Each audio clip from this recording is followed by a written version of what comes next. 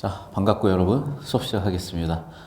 자, 이제 우클래스라고 선생님의 문해력 과정이고 중학생들 대상으로 하는 건데 중이 올라가는 학생들의 평균이라고 생각하시면 돼요. 그리고 잠깐 저 따라와 보시면 방금 이쪽에 놔둔데 방금 여러분 풀어봤던 그 지문이 이제 이 지문이에요. 중력부력 학력이 있었던 이 지문.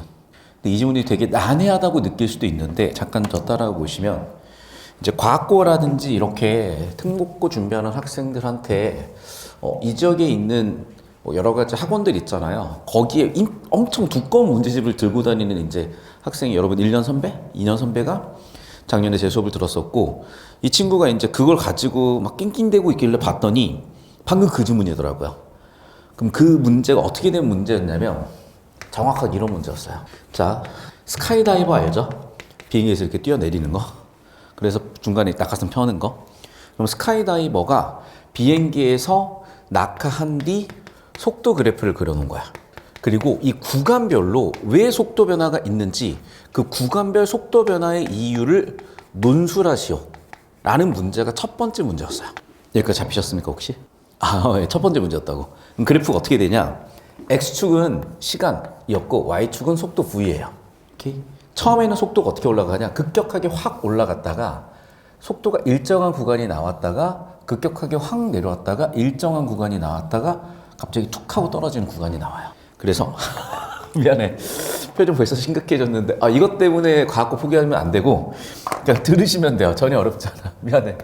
근데 중3 때는 해야 돼. 그리고 이거 중3 때 어려운 문제 아니거든요. 사실은 과학고 가는 친구들은 잘 해보시고. 미안해. 표정 보니까 벌써 뭔 소리지? 이런 표정하고 있어갖고 내가 좀 당황스러웠어요 방금. 자, 이렇게 이제 구간을 나눠 놓은 거예요. 뭔 얘기인지 잘 모르겠죠. 자, 봐봐. 여기 종이가 있다고 칩시다. 이 종이가 지금 뭐 하고 있냐면요. 낙하하고 있어요. 낙하라는 단어 뜻 알죠, 여러분? 예. 표정이 좀 너무 심각한데? 자, 이 분필이 낙하하고 있어요. 그런데 이 분필이 낙하하는 동안에 내가 옆에서 라고 바람 분 것도 아니고 얘가 자유롭게 낙하하고 있어요. 그 물체가 자유롭게 낙하할 때 왜 낙하하는지가 궁금했던 거야. 물론 궁금한 게 이상한 사람이 내가 봤을 때는.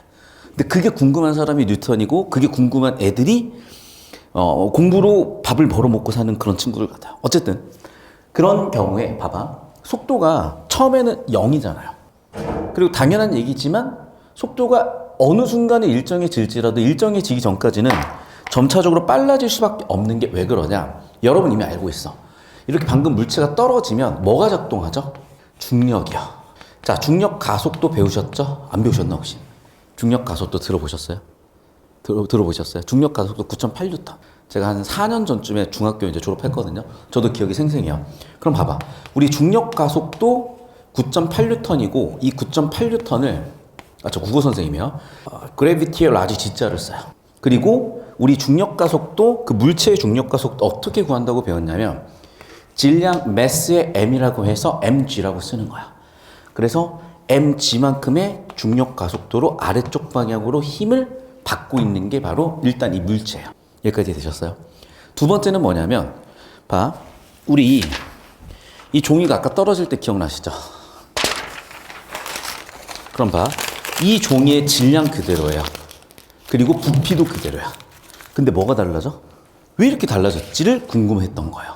그래서 두 번째, 중력의 반대 방향으로 작동하는 게 있는데 이게 우리가 수영장 같은 데 놀러 갔을 때 공 같은 거를 물속에 이렇게 집어넣으면 퐁 하고 튀어나오죠. 부력이야. 오케이? 부력은 뭐냐면 이만큼의 원래 있었던 유체의 무게예요. 자, 그럼 봐봐. 당연한 얘기지만 중력이 훨씬 세잖아. 그래서 이거 뺀 만큼, 힘의 압력을 뺀 만큼 아래쪽 방향으로 속도를 갖게 돼. 근데 속도를 갖다 보면 여러분 알다시피 봐봐. 내가 손을 이렇게 하면 뭔가 안 느껴지지만 저 문 같은 거를 세게 하면 힘이 느껴진다고. 즉 무슨 힘? 속도에 저항하는 힘이에요. 저항하는 힘이라고 해서 무슨 힘이라고 하냐면 항력이라고 하는 거야. 그래서 이 반대쪽으로 이 속도의 반대쪽으로 또 항력이란 게 작용을 해. 그래서 기본적으로 얘가 낙하할 때 어떤 힘이 작용을 한다? 중력부력 항력이 작용하는. 그래서 저 따라오시면 그 얘기야. 자, 물체 자유낙하할 때 중력부력 항력이 작용한다. 이해되셨어요? 여기까지는? 그런데 자, 저 따라와 보시고. 그래서 원래는 이 구간에서는 계속 속도가 점점 커지고 있죠. 그래프 읽을 줄 아나요? 그러면 속도가 점차적으로 점점 커지고 있으니까 여기는 속도가 점점 커지는 이유를 쓰시면 되는 문제였던 거고요. 여기는 보세요. 속도가 더 이상 변하지 않죠. 그래서 여기는 속도 변화량이 0인 이유를 쓰시면 돼요. 자, 하나 더. 여긴 쉽다. 스카이다이버잖아. 이대로 놔두면 돌아가시는 거예요. 어떻게 해야 돼요? 낙하산을 폈겠죠. 왜 속도가 줄었을까? 낙하산을 폈기 때문에. 그러면 여기서 속도가 줄어든 이유는 뭐로 설명이 된다? 낙하산을 폈다 했는데 여기서도 왜 속도 변화량이 0이다? 왜 속도가 일정하냐요.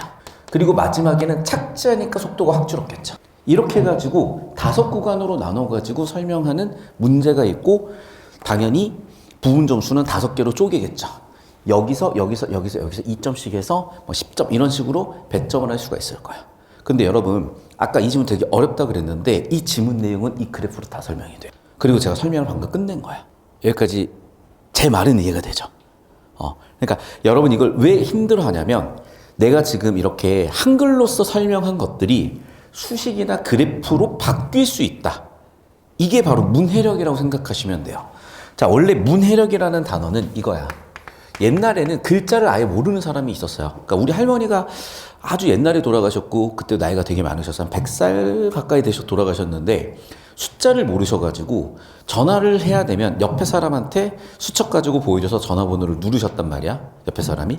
그래서 글자를 아예 못 읽는 상태를 문맹이라고 했고 문해는 그 반대말이에요. 사실 그래서 문해는 되게 좁은 말인데 요즘 문해라는 거는 뭔가 이렇게 그래프, 때로는 수식, 때로는 표 이런 것들을 오락가락하면서 뭔가 이해하는 능력을 전반적으로 의미합니다. 그래서 일단 제 문해력 교실에서는 국어에 대한 기초적인 개념 여러분 보시면 지금 운율, 음보 이런 거를 정리해보라 그러니까 자신있게 못하잖아. 이래서 국어에 대한 기초 개념도 정리를 해드리겠지만은 우리 EBS 어휘가 문해력이다 보고 있잖아요. 자, 한번 잡고 계십시오. 거기에 1주차 그 프린트를 보시면 나와 있잖아. 1주차 처음이 국어고 국어 내용 쭉 넘겨보시면 사회도 있고 과학도 있고 수학도 있는데 일단 국어 한정으로 봤을 때도 국어가 전 과목을 다루는 과목이 돼 있어요. 지금도 중력부력 학력을 다루고 있잖아. 물리를 다루고 있잖아. 그래서 여러분이 다른 과목을 공부하면서 필수적으로 알아야 되는 어휘들을 이 EBS 교재에서 정리를 해놓은 거예요. 그래서 일단 우리 수업 시간에는 이런 것들을 다룰 거라는 거 설명을 드리고 수업 때 준비해야 되는 건 이제 하나씩 설명을 드릴게요. 잠깐 저 따라와 보세요. 그래서 우리는 첫 번째로 자사고라든지 특목고 같은 데 이제 진학함에 있어서 자소서가 필수적이고 옛날에는 이 자소서 문항이 10년 전에 고3 자소서 문항이었어요. 근데 중3 자소서 문항으로 바뀌었고 자소서에 꼭 들어가야 되는 게 독서논술 활동이에요. 그래서 이 독서 활동에 대해서 같이 연습을 해드릴 거고 좀 이따 독서책들 뭐가 선정을 했고 뭐가 되어 있는지 보실 건데 일단 우리가 요약 연습을 할 건데 요약만으로는 처리가 되지 않고 요약 그 이상을 바라보실 거예요.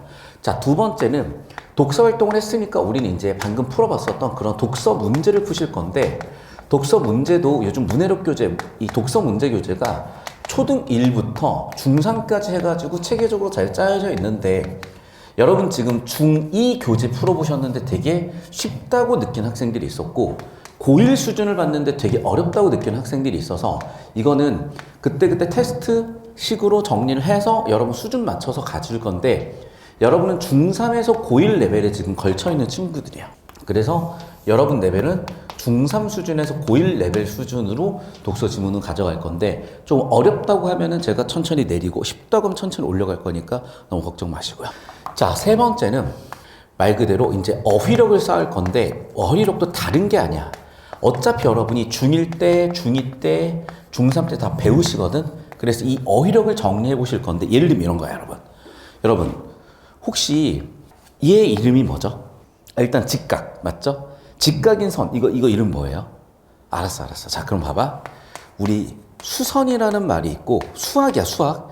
수직선이 있어. 물론 이제 국어에서 수선은 오수선이야. 국어 말고 수학이야. 수학에서 수선과 수직선의 차이를 아는 사람. 그런 거야. 그러니까 여기서 문제는 우리가 문제는 푸는데 정확하게 어휘력이 안 잡혀 있으니까 뭔가 의미가 정확하게 안 통하는 문제들이 생기는 거야. 그래서 이제 중학교 때 배워야 되고 고1 정도까지 배워야 되는 전과목의 어휘력을 정리해 드릴 거고, 이 전과목 어휘력은 다른 게 아니라 아까 봤었던 EBS 어휘가 문해력이다라는 교재를 통해서 설명을 드릴 겁니다. 네 번째는 선생님이 자체 교재인데, 선생님 교재보다 좋은 교재 있으면 그걸 쓸 건데 없어요. 그래서 쓰는 거고, 선생님이 옛날에 수나보라고 해서 수능에 나올 것만 보자 했는데 이제는 시나보 교재로 개정이 됐어요. 그래서 시험에 나올 것만 보자 했는데 시험에 나올 것에 약간 덜을 다다루고 있고, 여기서 여러분이 아까 보셨던 자, 운율이 뭐야? 음보가 뭐야? 이런 것들을 정확하게 정리하는 국어 개념 수업까지 진행이 될 겁니다. 그리고 다섯 번째, 4월 달에 중간고사 치는데 학교에 따라서 범위에 따라서 2주 내지 4주 동안 특강으로, 학교별 특강으로 깔끔하게 내신 정리해 드릴 테니까 내신부터 문해력, 그리고 경우에 따라서는 여러분 수준에 따라서 이 다음 반이, 이 반은 우클래스 반이고 수클래스까지 가면은 여기까지 수능까지 갈 수 있으니까 정리 잘 해보시고, 자, 그럼 이제 다시 저 따라오셔가지고 우리가 첫 번째로 말씀드렸던 이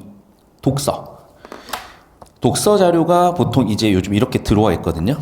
그러니까 왜 이 독서 자료를 써야 되는지 좀 설명을 드릴 건데, 그냥 원서로 영어 유치원 가셨던 학생들은 하실 수도 있는데 그냥 한글로 할 거고, 어려운 책 아니에요. 그러니까 코스모스라는 책이고 첫 번째는, 두 번째는 총균세라는 책이고, 사피엔스라는 책이고, 호모데우스라는 책이고, 방금 여러분이 읽어봤었던, 요약하셨던 그 책이야 이게. 제로 투 원이고, 마지막 이기적 유전자인데 우리 일단 제로 투 원 위주로 볼 거예요. 이유는 두 가지야.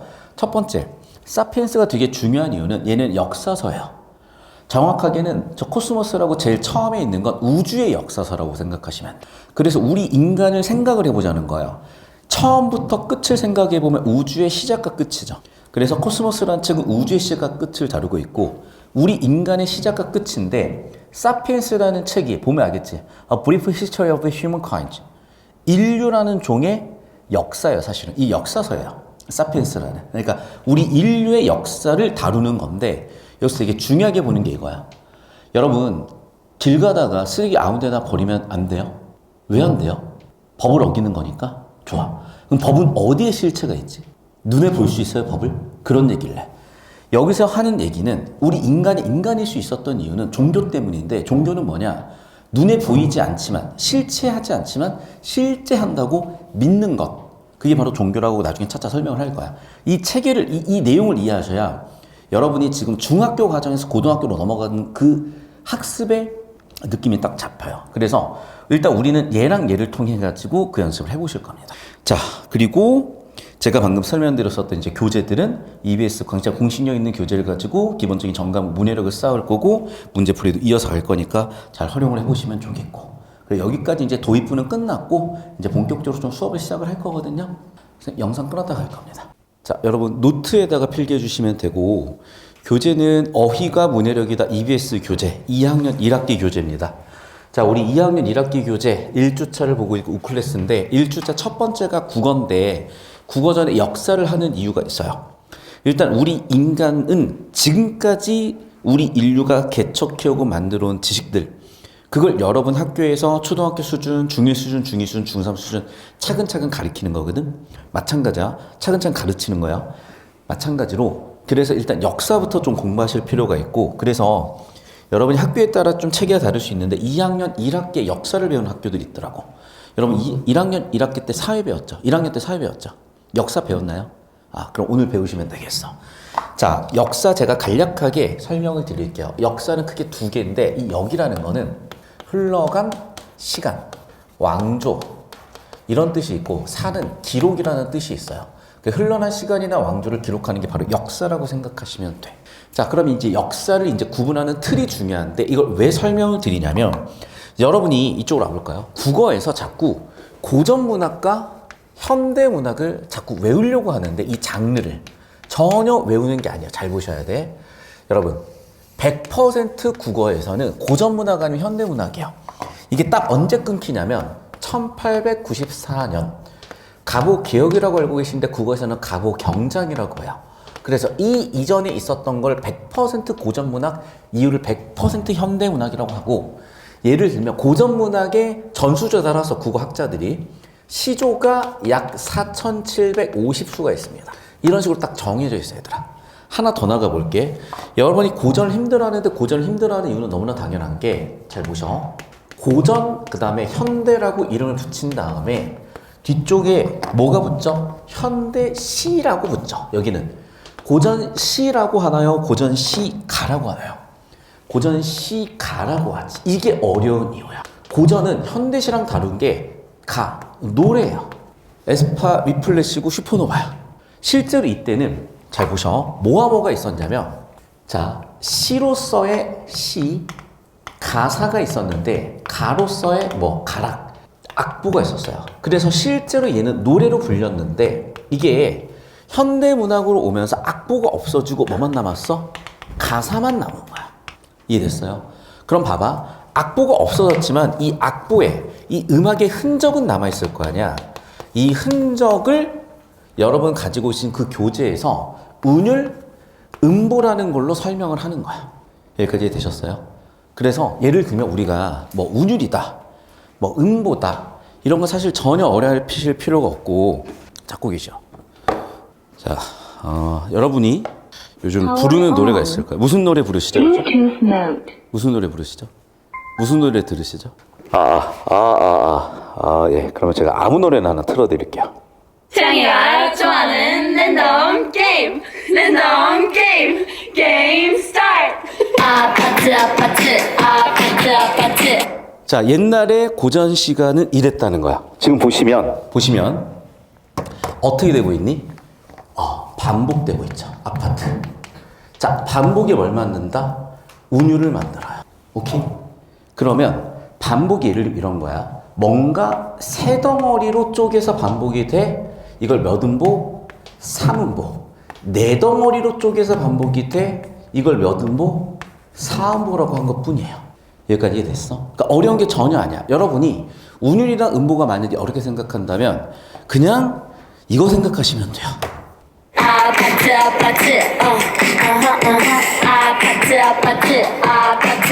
요거 생각하시면 이게 바로 운율이고 음보야. 됐어? 그래서 이게 끊어있는 기준이 3개다 3음보, 끊어있는 기준이 4개가 있다 하나 둘 셋 4개 4음보.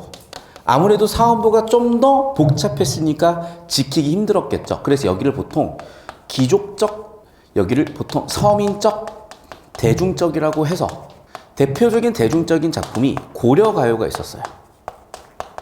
대표적인 귀족적 작품이 시조가 있었어요. 그래서 시조는 4음보였다, 고려가요는 3음보였다는데 이게 이렇게 정리하시면 자연스럽게 외워질 수밖에 없는 거예요. 여기까지가 되셨을까? 그리고 여러분, 저 아파트가 원래 어떤 노래였는지 아시죠?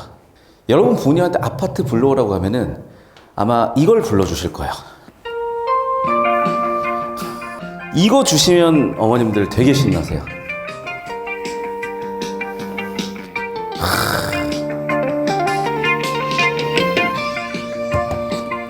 아마 저작권 때문에 잘릴 것 같아가지고 딱 이런 거만 할게요.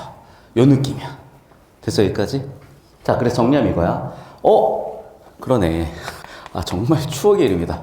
윤수일 씨라고 이제 할아버지 계세요. 이 할아버지가 아파트라는 노래를 만드셨는데 이게 뭔가 중독성이 있으니까 한참 우리나라 야구 막 이런 데서 맨날 응원가로 써. 신났어. 우리 팀이 오랜만에 이겼어요.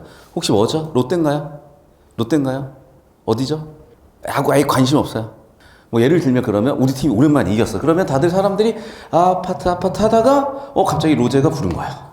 그래서 지금은 윤수일의 아파트랑 로제의 아파트가 같이 불리고 있는데 결국 이거죠. 이 아파트라는 작품을 이렇게 모방했다라는 거야. 그러니까 모방은 따라하는 거야. 그런데 완전히 베끼는 게 아니라 나름대로 뭔가 채영이가 좋아하는 랜덤 게임으로 브루노 마스랑 같이 불렀네 라는 뭔가를 덧붙여서 새로운 예술작품이 나온 거지. 이게 모방이라고 생각하시면. 그래서 사실 우리가 고전이라고 어려워하는데 전혀 어려워할 게 없고 그냥 이거일 뿐인 거고, 옛날에도 유튜브가 있었고 옛날에도 저런 아파트가 있었던 거고, 그냥 500년 전의 아파트구나 라고 생각하고 들으시면 쉬우십다는 거. 자, 계속해서 볼게요. 이제 반어랑 풍자는 좀 이따 설명하고 다시 이쪽으로 와서 볼게요. 이제 자, 오케이. 우리가 왜 역사를 공부해야 되는지는 첫 번째, 국어 공부함에 있어서도 고전 문학에 대한 설명이 돼야 되니까. 두 번째, 우리 인간이 어떤 존재인지 알게 되니까. 나중에 차차 설명드리도록 하고, 역사는 다시 한번 얘기하지만 흘러간 시간을 기록하는 건데, 역사를 두 가지 관점에서 본다고 해요. 첫 번째는 뭐냐면, 사실 그 자체로 객관적으로 봐야 되는 역사가 있을 거고, 두 번째는 기록을 하면 여러분, 누가 기록을 해요? 사람이 기록을 하죠. 그럼 사람 머리를 거치고 손을 거치니까 얘는 주관적인 역사가 될 수밖에 없어요. 그래서 사실로서의 역사와 기록으로서의 역사로 두 개를 나눠서 보겠다라고 얘기를 합니다. 그러다 보니까 지금 몇 년도죠, 우리? 몇 년도죠? 2025년도잖아. 몇 년생이시죠? 2011년생이요? 예. 제가 정확하게 2008학번이에요. 제가 대학교 2008년에 들어왔습니다. 뭐 맨날 그런 얘기 하잖아. 뭐 결혼 빨리 했으면 너 같은 딸내미가 있다 이런 얘기를 하는데 우리 딸내미들하고 수업을 듣고 있고 자, 다시. 우리 딸내미들하고 수업을 하고 있는데 우리가 어딜 기준으로 2008이고 2011이고 2025냐면 어딜 기준이야? 네. 예수님 탄생이야. 그래서 우리가 옛날에는 기원전을 뭐라고 했냐?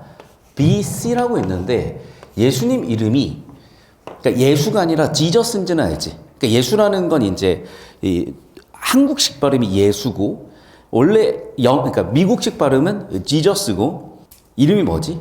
크라이스트, 지저스 크라이스트잖아. 그래서 크라이스트의 C야. 그러니까 여기 B는 before 크라이스트. 예수님 탄생 이전을 기원 전이라고 했던 거야. 야, 근데 내가 예를 들면 이슬람교라고 해봐. 큰일 나지. 내가 만약에 예를 들면 북한에 사는 사람이라고 해봐요. 그러면은 북한은 왕이 김정은 3대 이 몸집 크신 그런 분들이잖아. 그러니까 기준이 달라. 아, 그래서 이제 사람들이 이거는 너무 종교적이고 편향적이다라고 생각하는 사람들이 일부 있었나 봐요. 그래서 이름이 바뀌었어. 그래서 어떻게 이름이 바뀌었냐면 CE라고 해요, 이제. C는 뭐의 약자냐면 common. common이 뭐니? 상식적인, 일반적인 error. 상식적인 또는 일반적인 시대의 시작이라고 해서 CE라고 하는 게 기원 후의 개념이야, 이제는. 됐니? 그러면 기원 전은 뭐겠어? 그 이전이니까 BCE라고 하시면 되겠어. 그래서 과거에는 Before Christ의 BC 또는 AD라고 보통 표현을 했거든요. 이건 이제 로마어, 라틴어 그쪽 계열인데 예수님 탄생 전으로 뭔가 나눴다면 요즘은 Common Era, Before Common Era 해가지고 기원전과 기원후를 나누다. 자, 여기까지 이제 정리해 보셨고, 자, 그럼 봐봐. 우리가 어쨌든 역사가 중요하다는 것도 알겠고, 국어에서 고전 문학도 전부 다 역사의 기록들이었고, 그런 것들 전부 다 뭐라고 하는 거냐? 우리가 뭔가 역사를 판단함에 있어서의 논리적인 근거가 필요하잖아. 그 논리적 근거를 역사의 재료라고 해서 사료라고 하는 거야. 그 사료는 뭐야? 역사의 재료예요. 자, 그럼 역사의 재료를 우다다다 보다 보니까, 우리 인류의 역사를 어디까지 봐야 되냐? 아마 600만 년 전까지 갈 거야. 그래서 거의 빙하기 때까지 가더라고요. 왜 중요한 거냐? 빙하기 때 어떤 일이 있었죠? 원래 우리 인간이 이 지구를 이렇게 지금처럼 막 뒤덮고 있지는 않았잖아. 막 공룡이 있었고 뭐 있었고. 거대 포유류들이 이때쯤 싹 한번 정리가 돼요. 그러면서 인간이 살아남게 되는 거거든. 그래서 우리 인간이 빙하기에 적응을 하면서 생존을 했고 그 과정에서 우리 인간의 역사가 시작이 됐기 때문에 빙하기라는 개념을 배우는 것이고 자, 그럼 봐봐. 우리 인간에 대한 규정을 하는데 항상 역사에서는 이렇게 규정을 해요. 첫 번째, 경제. 두 번째, 정치. 세 번째, 사회. 네 번째, 문화. 그래서 기록을 한다 역사사자를 쓰면 경제사, 정치사, 사회사, 문화사로 쪼개서 보는데 자, 일단 먹고 사는 문제인 경제가 있었을 거 아니야. 그리고 그 시절의 경제는 뭐가 없어. 그래서 사냥을 해요. 길 가는 동물 잡아먹어. 그걸 수렵이라고 했고 아니면 바나나 같은 거 따먹어. 채집이라고 했어요. 수렵채집의 경계였어. 문제는 뭐니? 계절이 바뀌고 하면은 갑자기 동물들은 안 보이고 계절 바뀌고 과일 다 먹었으면 옆 동네로 가야 될 거 아니야. 그러다 보니까 어쩔 수 없이 어떤 집을 지을 수밖에 없냐면 임시주택. 그래서 이동을 많이 해야 되다 보니까 임시적인 막집을 지어서 살았더라라는 막집이라는 어휘도 나올 거야. 자, 이때는요 다 수렵 채집해가지고 봐봐. 내가 메모들 어떻게 혼자 잡아? 뭐 30명에서 잡았겠죠? 30명 잡았는데 누가 덜 갖고 더 가지면 싸움 날 거 아니야. 그러다 보니까 다들 되게 평등한 사이로 살았어요. 됐니? 그리고 몇몇이서 모이는 부족들끼리, 가족들끼리 모여서 살았을 거야. 당연히 이제 그런 문화를 가지고 있었겠죠. 그러다가 빙하기가 끝나고 날씨가 풀리기 시작을 하고, 이것 봐라. 우리가 옛날엔 이렇게 채집해서 먹어서 던져놨는데, 뭔가 씨앗을 하나를 버렸더니 갑자기 100개가 일었네? 야, 그럼 우리 이것만 잘 키워서 먹고 살아도 되겠네? 라고 하면서 뭐가 일어났냐? 농업혁명이라는 게 일어나요. 그래서 농업혁명 이후에 우리 인간은 굳이 수렵 채집할 필요가 없잖아. 그래서 어떤 일이 벌어지냐면 수렵 채집에서 어떤 농업 경제 체제로 넘어갑니다. 농업 경제의 가장 큰 특징은 뭐냐면 먹고도 남을 만큼의 생산물이 생겨나. 그걸 잉여 생산이라고 해요. 잉여 생산이 생겨나니까 이게 재산이잖아, 얘들아. 그럼 재산이 생겨났다는 건요, 무슨 일이 생기냐? 이 재산을 어떻게 배분할 것인지에 대한 권력이 필요해지고, 권력이라는 거 배우셨죠? 1학년 때. 정치가 뭐였어요? 구성원 간에 갈등이 있을 때 이 갈등을 해소하는 과정이나 그 갈등을 해소하는 과정에서 필요한 힘, 이걸 정치 또는 정치 권력이라 한다고 배우셨을 거고, 그러면서 슬슬 정치적으로도 평등사회에서 뭔가 이렇게 권력을 누가 더 갖냐 덜 갖냐라고 하면서 지배층과 피지배층과 같이 계급이 분리되기 시작을 해요. 그래서 사회나 문화가 부족, 가족 위주의 평등한 사회에서 이제는 계급을 가지고 있는 그런 사회 문화로 발전해 가더라라는 게 아마 여러분 2학년 1학기의 역사 일단은 내용들일 거야. 그럼 이 사람들이 나는 이제 생산활동에 참여하지 않아도 돼. 그럼 뭐 했을까? 뭔가 머릿속으로 막 생각을 하고 그 생각을 표현하기 시작을 했던 거야. 그래서 보시면 알겠지만 그럴 문자의 밝을 명자예요. 즉 기록으로서 뭔가 그 머릿속에 있는 생각을 표현함으로써 뭔가 밝아진 거고, 문명이라는 게 우리 인류가 되게 진일보하고 발전하는 걸 문명이라고 하는 거거든. 이 과정을 통해서 우리 인류의 문명이 생겨나더라까지 여러분이 거기 두 번째 장, 우리 이제 EBS 어휘가 문해력이다 2학년 1학기 1주차의 첫 번째 파트는 국어였고 두 번째 파트가 역사잖아요. 역사 파트 내용이 제가 정리를 다 해드린 겁니다. 이것부터 간 이유는 다시 한번 이걸 통해서 국어로 또 이어서 갈 수가 있겠다. 자, 국어 마무리 짓고 잠깐 쉴 거예요. 그래서 아까 말씀드렸다시피 자, 앞으로 항상 우리가 공부를 하실 때 고전이라는 단어가 나오면 그 반대되는, 대립되는 개념이 현대구나. 그럼 그 기준을 국어에서 어떻게 나눈다? 1894년 갑오경정을 기점으로 나오더라. 그 이전의 것을 100% 고전문학, 그 이후의 것을 100% 현대문학이라고 하고, 특히 고전의 시 가인 이유는 노래가 있기 때문이더라. 그리고 그 노래가 현대에 와서는 흔적만 남았더라. 그런데 옛날에는 그게 되게 명확하게 드러나다 보니까 이게 노래가 운율이 명확하게 드러났다고 해서 운율이 어떻게 외부에 드러났다고 해서 외형률이라고 와 있고, 여기는 흔적만 있으니까 안에 들어가 있다 그래서 내체율이라는 개념어까지 정리해 주시면 되겠고, 아까도 얘기했지만 운율은 저런 리듬을 의미하는데 반복되면 운율을 100% 만들어내니까 앞으로 반복되는 게 있으면 운율이 있다라고 그냥 기억해 두시면 내신 선지 판단하는데 크게 도움이 되실 것이며, 끊어읽기 기준은 좀 정확하진 않을 수밖에 없는 게, 이게 우리나라 띄어쓰기 기준을 120년 전에 독립신문 썼던 외국인 선교사, 아일랜드 선교사 헐버트라는 사람이 가져오다 보니까 우리나라 전통하고 좀 안 맞거든. 벌써 조금 졸리죠. 빨리 끝낼게, 얘들아. 그래서 그 기준이 좀 안 맞긴 한데 어쨌든 사문보, 사음보라는 개념과 모방이라는 개념이 끝났고, 자 이제 반어 풍자만 설명드리고 잠깐 쉬는 시간 가져갈게요. 자, 반어는 별게 아니에요. 내 친구 중에 정말 잘생긴 애가 있다고 해보자. 근데 잘생겼다는 애들한테 잘생겼다 그러면 좀 재미가 없잖아요. 야, 너 정말 더럽게 못생긴 것 같아 라고 얘기를 한다든지, 또는 얘가 100점 만점에 한 4점 정도 받았어요. 엄마가 그걸 보더니 야, 너무 잘했다. 어쩜 저렇게 천재지? 야, 너는 분명히 나를 닮은 것 같아. 아니야, 너희 아빠를 닮은 것 같다. 이런 얘기를 했다고 치자. 그러면 봐봐, 원래 의도와 표현이 반대되고 있잖아. 반대로 말한다. 그래서 뭐라고 한다? 줄여서 반어라고 하는 게 바로 반어예요. 두 번째, 풍자는 뭐냐면 첫 번째 의도는 비판의 의도가 있어야 되고, 여러분이 1학년 때 직유법, 은유법 다 배우셨잖아. 그래서 거기까지는 설명을 안 드릴 건데, 표현을 또 어떻게 표현해야 되냐면, 내가 표현하고자 하는 원관념은 드러내면 안 되고요. 보조관념만으로 드러낸 것. 그래서 비판의 의도 플러스 보조관념만 있다 그러면 얘를 풍자라고 합니다. 여기까지 정리하시면 우리 어휘가 문해력이다 1주차의 2개 파트가 끝났습니다. 자, 선생님 여기 한 장면당 5초씩 잡아주시고 쭉쭉쭉 넘어간 다음에 잠깐 쉴 거거든요. 그래서 여러분 노트에다 쭉 필기하시고 필기 되셨으면 잠깐 쉬셔도 괜찮습니다.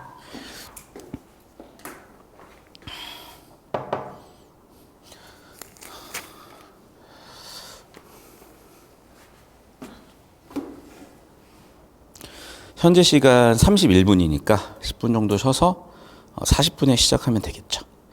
잠깐 쉽시다. 자, 이제 순대, 아까도 얘기했지만 이제 국어 독서 지문들은 그냥 전 과목을 다 다루기 때문에 거기서 필요한 개념들을 좀 정확하게 정리해놔야 되는데, 일단 여러분 헷갈리는 게 이거예요. 자, 여러분. 얘는 얘야, 얘야.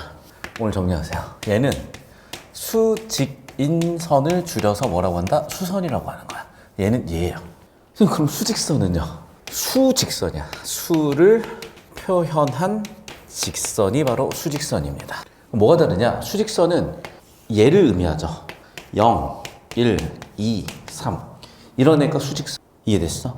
그럼 봐봐. 선생님 얘는 뭔데요? 오케이. 얘는 수직선도 되고 수선도 되죠.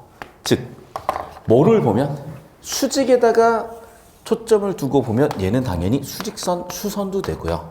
두 번째, 수를 표현했다고 놓고 보면 당연히 수직선도 되는데, 얘 또 다른 이름은 뭐지? 직교좌표죠. 직교좌표 누가 만든지 알아요? 데카르트라는 철학자가 만들었어요. 뭐 하다가? 진짜로 나오는 얘기야, 저기에. 보여드릴게요. 잡고 계세요.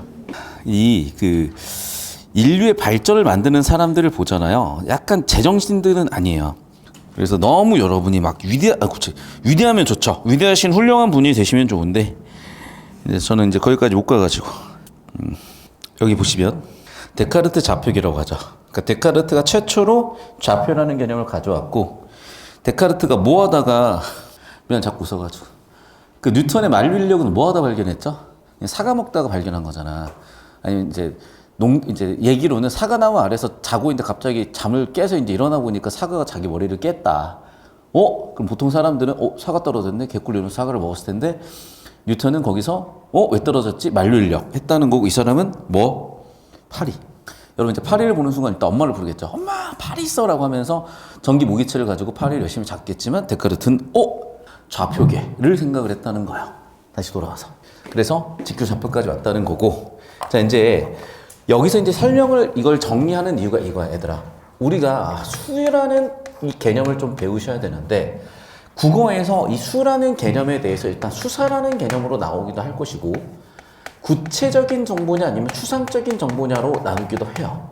그래서 일단은 다시 한번 이 수 개념을 우리가 수를 다루는 학문이 수학에서 배우는데, 오늘 수체계를 정확하게 정리해 드릴 거고, 여러분이 고등과정 전과정에서 배우는 수체계 전체를 한번 정리해 볼게요. 혹시 집합 배운 사람이 없더라고요. 중학생들 중에. 교육과정이 바뀌어서. 집합 아는 사람. 몰라요, 아예. 그러니까 들어는 봤죠. 집합이라는 거. 집합이라는 거 어떤 기준에 의해서 명확히 구분되는 것들의 모임이라고 하는데, 여러분 일단 고1 기준으로 배우는 전체 수체계는 뭐냐면 복소수라고 하고요. 고1 때 배우는 게 허수 안에 순허수라는 애가 있어요. 이거는 이제 나중에 고등학교 가셔서 배우시면 되거나 선행하실 때 배울 거니까 놔두고, 여러분이 이제 중1, 2, 3까지 해서 배우는 거는 일단 크게 2개로 나뉘어요. 무리수는 들어봤죠. 유리수는 이제 중2 때 배우시죠. 선행 혹시 하셨나요? 유리수? 자, 그럼 보자. 유리수는 다시 또 뭐와 뭐로 나뉘죠? 유리수는 순환소수와 유한소수로 나뉘죠. 다시 유한소수는 양의 정수와 음의 정수와 0으로 나뉘어요. 자, 이거를 발생 순서대로 차근차근 볼게요. 이쪽으로 봅시다. 맨 처음 발생한 건 자연에 존재하는 수인 자연수예요. 왜 자연수냐? 좀 잔인하지만 우리가 사냥을 하러 갔다고 칩시다. 그럼 라이언 한 마리를 사냥해서 왔어요. 그럼 봐. 라이언은 한 마리를 사냥했는지, 두 마리를 사냥했는지, 세 마리를 사냥했는지, 이렇게 자연에 존재하는 건 하나, 두 개, 세 개, 점점점으로 존재했을 거냐. 이게 자연수야. 그러면 사람들은 또 이런 생각을 했을 거예요. 어떻게? 여기다가 한 칸, 두 칸, 세 칸을 세웠네? 이거를 이렇게 쓰자라고 한 거는 뭐니? 그렇죠? 표의 문자이자 상형 문자인 한자어들인데 이제는 아라비아 문자가 효율성을 갖췄고 십진법을 표현하는 체계였기 때문에 들어와서 여기를 3이라고 썼을 거예요. 그런데 자, 예를 들면 어떤 사람은 이렇게 아래로 한 칸을 팠을 수도 있고 어떤 사람은 이렇게 위로 한 칸 올렸을 수도 있거든. 세 칸이고 한 칸이고 하면 되는데 여기를 한 칸이라 그러면 방향이 다르잖아. 이해됐니? 그래서 방향성을 표현할 필요가 생긴 거고 오케이. 플러스 방향과 마이너스 방향으로 방향을 구분해 주자가 된 거야. 그럼 봐봐. 위쪽으로 올라왔으니까 뭔가 생기는 느낌이야. 그래서 그걸 뭐라고 했다? 양수라고 하기로 한 거고 밑으로 내려가니까 뭔가 없어지는 느낌이야. 음수라고 하기로 한 거야. 그 중에서도 자연수는 딱딱딱 떨어지는 숫자잖아. 그래서 뭐라고 하기로 한 거야? 자연수 동의어 양의 정수라고 한 거고 거기 플러스 마이너스 부호를 붙여줘서 음의 정수가 생겨난 것이고 선생님 그럼 0 뭔데요? 예를 들면 이렇게 아무것도 안 쌓은 상태를 도대체 어떻게 표현할 거예요? 그래서 이 0이라는 개념이 참 오래 뒤에 생겨났습니다.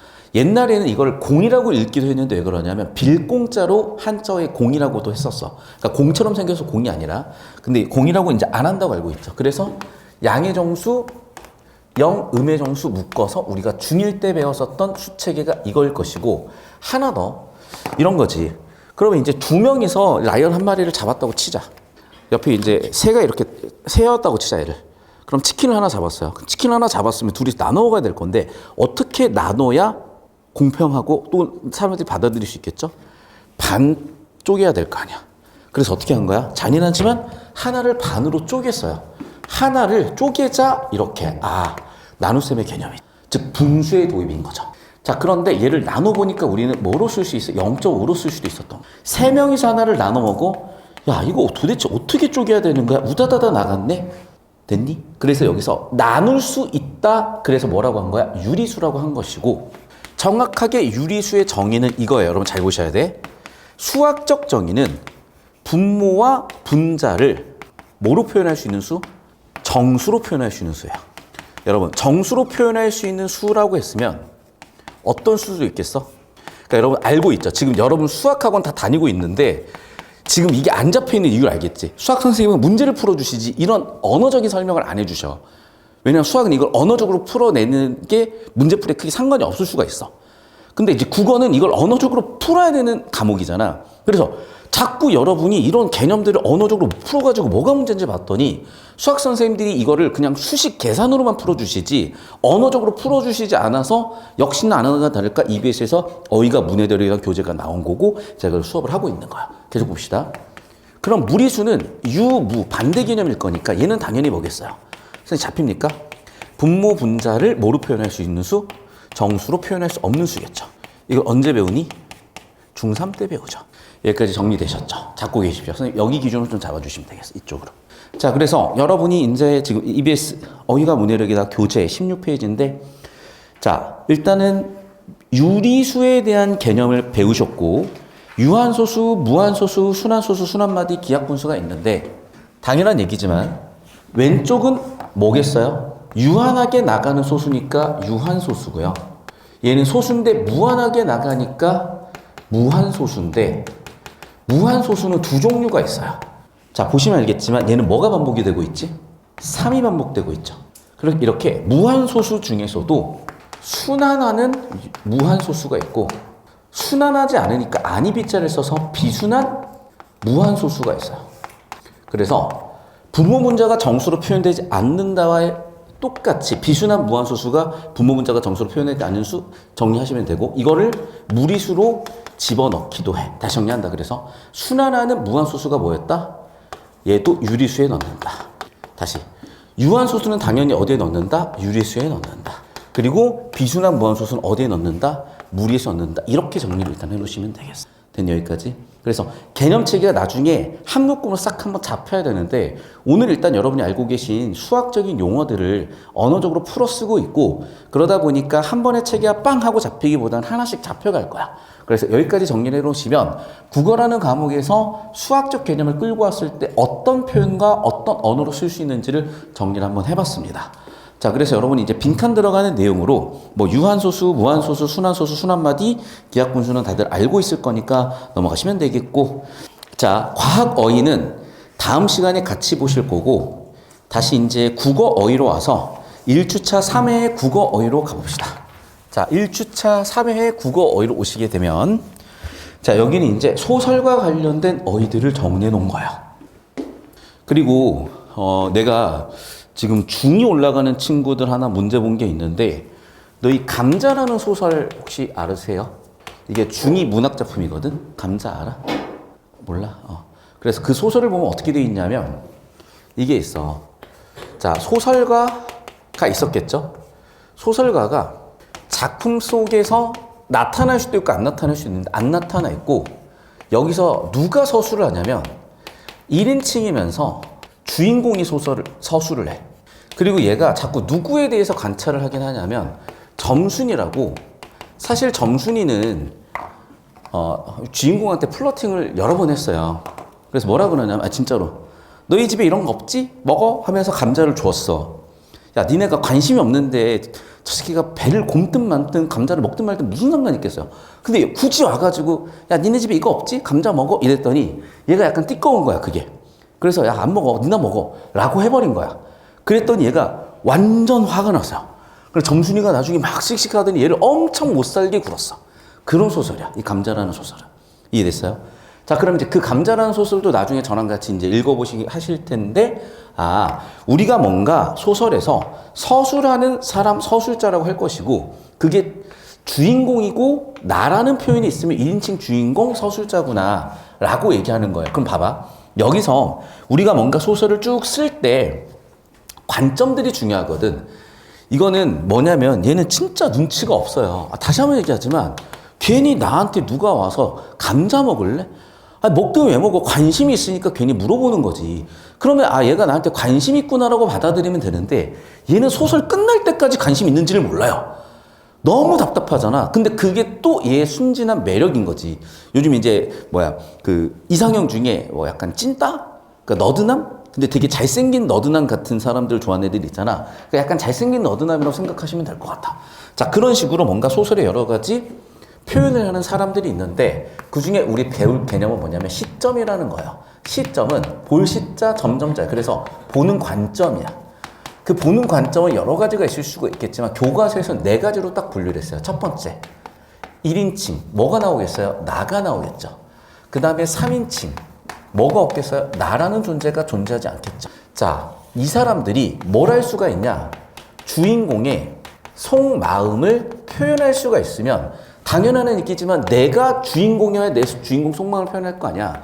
그래서 이런 시점을 1인칭 주인공 시점이라고 한다고 아마 한 번쯤은 들어보셨을 거고 자, 속마음을 모른다면 1인칭이지만 주인공을 관찰하는 거니까 1인칭 관찰자 시점이라고 한다고 배우셨을 거예요. 마찬가지로 3인칭 관찰자 시점도 있을 거예요.